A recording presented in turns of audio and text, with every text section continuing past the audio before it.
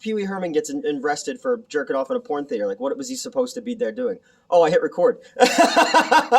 Hey, so Great way to start this already. Yeah, good way to start this. So we just watched, Mel and I just watched. Oh my God, I'm going to kill you. I will murder you. What do you want me to call you? Just Melissa? Melissa. Melissa? Mimi? Mimi? It's fine, yes. No, don't do Voyage of the Mimi? No, don't. So we just watched Mimi and my buddy Brian, who just left. We just watched Studio 666, which I didn't even know was a movie until Monday when I did the bookings. I pick the movies that we get here every week, and we're a week away from Batman, so I needed something to hold over, and I was like, what the fuck is this movie? And I'd never seen a trailer or anything for it. I didn't hear about it until he was like, hey, you want to watch this movie by these Foo Fighter people? I was like, wait, I remember them from the 90s, I think. I mean, they've been consistently popular for... I don't remember them. I confused them with, sadly, Three Doors Down. Oh my God. I know. Three Doors Down was the only band that Trump could get to play the inauguration, wasn't it? Are you serious? Yeah. I don't remember. I think it was Three Doors Down, but they're Canadian, right? Three Doors Down is a... If I go crazy, then will you still call me Superman? Yeah, Kryptonite. Which is funny because they answer that question in the Snyder cut of Justice League. When Superman's crazy, she calls him Kal-El. She didn't call him Superman, so they answered that question. Okay, there you go. There you go. So Studio 666, I'm picking the movies. I didn't know this movie existed. I watched the trailer and I'm like, oh, fuck, I'm totally booking this movie. No one is going to come watch this but us. It was amazing. It was fucking amazing. Amazing. So it's the Foo Fighters making a... In the 80s and the 90s, there was a lot of these like fucking movies like Rocktober Blood and Black Roses and Hard Rock Zombies and Rock and Roll Nightmare. A lot of these like horror rock movies. And I guess the Foo Fighters just fucking wanted to make a rock horror movie.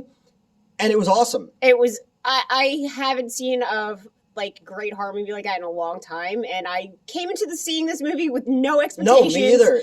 I never saw anything about the trailer. I didn't even hear about the film. I just told you, I was like, you're like, what are we going to watch this week? And I was like, oh, we're going to watch this movie with the Foo Fighters, and it's a horror movie. And you're like, whatever. Right, all right. So it's basically Evil Dead with rock stars. The Foo Fighters they have to record their 10th album. The dad from the Goldbergs is their manager, and that's who that guy was. Yeah, that was that guy. He's also on Curb Your Enthusiasm. Right. I think he just got Me Too'd recently, or something. I don't know. I could be wrong. I usually am. So the Foo Fighters, they're not good actors. They're playing it like they're in a Scooby-Doo cartoon. Oh, it was amazing. It kind of plays off the idea of Led Zeppelin went to Aleister Crowley's castle to record an album, and they wanted to be all in touch with like Satanism and Wicca and all that stuff, with his dragons and wizards and shit like that. So they go to this house in Encino to record this album, where they're apparently in 1993, this band that was going to be the next Jane's Addiction, the lead singer killed everyone, and the tapes were lost. So they go to this house in Encino, California, and Encino Man does not show up. Mimi and I were waiting for them for Brendan Fraser to show up, and it just becomes a fucking practical effects.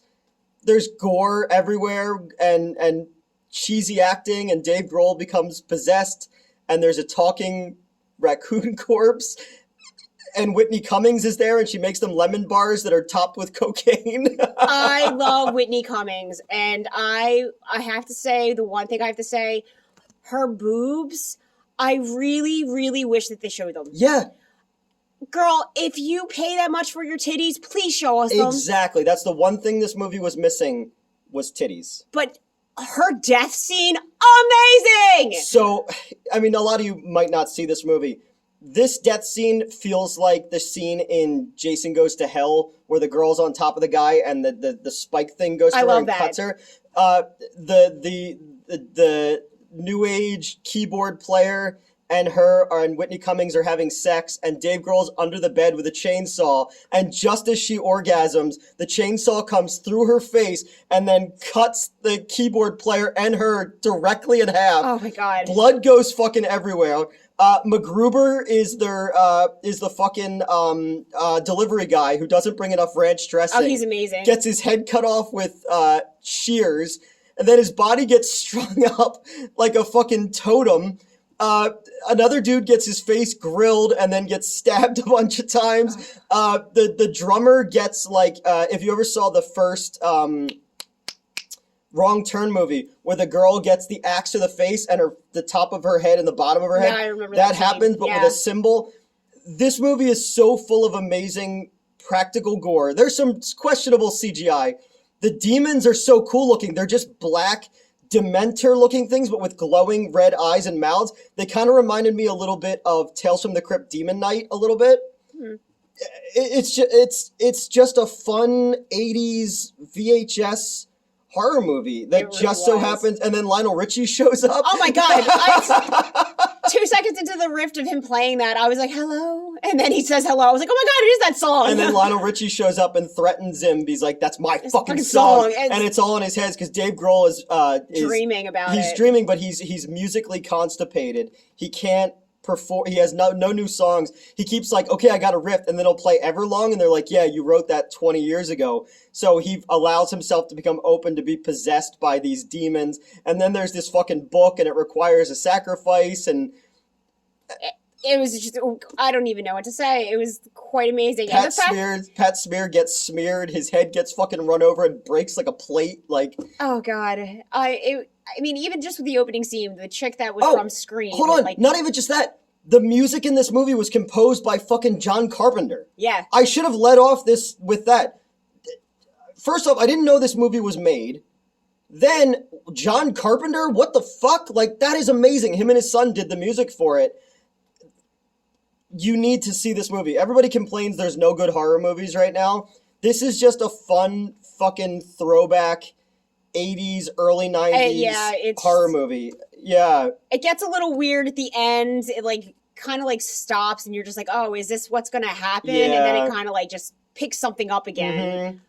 Mm-hmm. The only thing that made it a little bit more epic was when the guy was, you know, these are all spoilers. So if you see this movie, whatever. Yeah. But I wish he just snorted the fucking the whole thing up, and if you see, you understand. But there's just projectile vomit in it, and cheesy looking body parts, and practical gore, spraying blood spray everywhere, and they clearly made this movie during COVID because it's just this small group of guys in a house together. And then a lot of the outside actors don't interact with anybody other than Dave Grohl. So, like, they made a whole fucking fun, cheesy 80s horror movie. They did. During COVID. And it got, like, a movie with that kind of gore shouldn't get released to a movie theater at this time. And nobody's coming to see this movie. After next week, when I have to meet with the owners of this place and talk about my choice, I'm going to take this one on the chin, but it's fine. We had a really fucking good time. It was really good for me. And we're going to watch it again. Yes. We definitely have to watch this again. I need to see this again. I can't recommend this movie enough. It's super cheesy. The acting is terrible. It's a bunch of 50-year-old aging rock stars running around in a mansion. But it's phenomenal. If you love Scooby-Doo, like, it literally is like watching a Scooby-Doo mystery. It reminded me of, like, again, Rock and Roll Nightmare with John Mickle-Thor. It reminded me of something like that, except he's not fighting. That's the one thing this movie was missing, was a rubber devil or something like that, you know? And I love the one girl from Popular. I don't remember her name. Yeah, she plays the real estate agent. Mm-hmm. Yes, I absolutely loved her since the show Popular. Yeah. I feel so bad that I don't know her name right now. Oh, yeah. But Whitney Cummings, we know her name. Yes, I know. Whitney, Two Broke Girl, she was my favorite show. So, and she looks like my friend Liv. I was just like, oh my God, you look exactly like Whitney Cummings. Nice. Mm-hmm. So, yeah, we wanted to just do a quick talk about how fucking great this movie was, and I really, if you get a chance to see it, you really should go check it out. Have no expectations when you go. None. We went in thinking that it was going to be shit. I wanted to just see what it would be. No, we were not disappointed. As soon as you get to the first practical gore scene, I was like, all right, I'm in. Right off the bat, the head being smashed in the opening title sequence, and I was like, okay, this is something different, you know?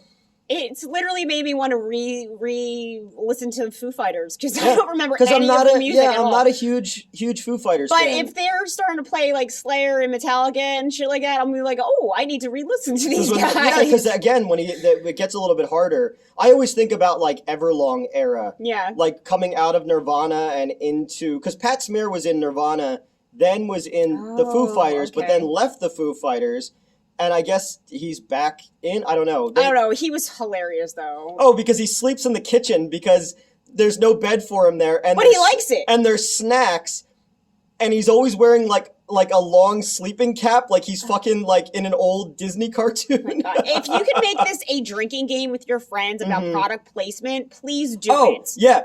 This whole movie was clearly product placement because it's just constantly Doritos and Pabst Blue Ribbon and whiskey, and I think I saw Budweiser in there. And he's like, what were you doing? I was down here eating chips. Yeah. Of course you were. And it's the Cool Ranch ones, the good ones.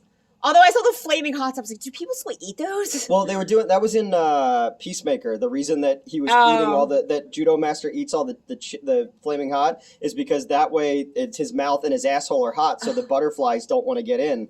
So it was pretty good. So yeah, you recommend this? I totally recommend this. I recommend it as well. I give this like 5 onesies. If you're she's wearing a onesie. I thought you were pulling your pants up really high. And I was like, oh, she's putting a onesie on. Like, I thought you were, like, about to have a country bear jamboree and fucking play a washboard. That's how this works. I always carry around a jug with 3 X's on it, you know?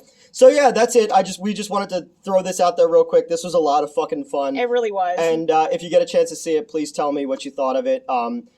Don't go into it thinking it's going to be serious. It's just a fun rock and roll 80s gory horror movie, and it was good. It was really good. It was. Yep. So I'm gonna be doing a Batman review early next week, and I'm gonna do my little retrospective of '89 Batman because I've been wanting to talk about Tim Burton's Batman. Oh, okay, I was like, which one's '89? '89.